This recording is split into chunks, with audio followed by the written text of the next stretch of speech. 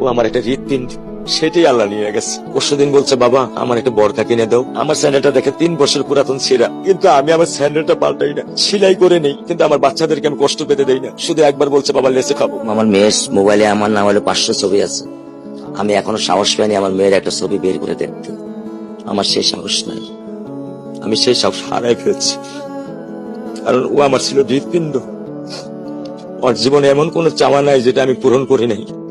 পরশুদিন বলছে, বাবা আমার একটা বরকা কিনে দাও।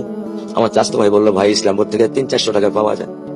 আমি সাথে সাথে নিউ মার্কেট থেকে আমি 1000 টাকা দিয়ে আমার মেয়েকে বরকা এনে দিচ্ছি। আমি দরিদ্র, ভাঙা বাসায় থাকি, কিন্তু আমার সন্তানদেরকে আমি কখনোই দারিদ্রতার স্বাদ পেতে দেইনি। দারিদ্রতার স্বাদ পেতে দেইনি। আমার বড় মেয়েকে এখন আমি সেলোরার থেকে জামা কিনে দিই। আমার স্যান্ডেলটা দেখে 3 বছর পুরাতন ছেঁড়া, কিন্তু আমি আমার স্যান্ডেলটা পাল্টাই না, সেলাই করে নেই, কিন্তু আমার বাচ্চাদেরকে আমি কষ্ট পেতে দেই না। শুধু একবার বলছে, বাবা লেসে খাবো। আমি 1 মিনিটও দেরি করিনি, 1 মিনিটও আমি দেরি করিনি। ও আমার একটা হৃৎপিণ্ড, সেটাই আল্লাহ নিয়ে গেছে। আলহামদুলিল্লাহ, শুকরিয়া, আল্লাহ দিছে, আল্লাহ নিয়ে গেছে। আমার কোনো কষ্ট নেই। আমি তো চাইলে পারতাম না, অনেক দম্পতি আছে যাদের সন্তান নেই। আল্লাহ দিছে, আল্লাহ নিয়ে গেছে। আমি আলহামদুলিল্লাহ করি আল্লাহ গেছে। আমার কোনো কষ্ট নেই, আমার কোনো কষ্ট নেই।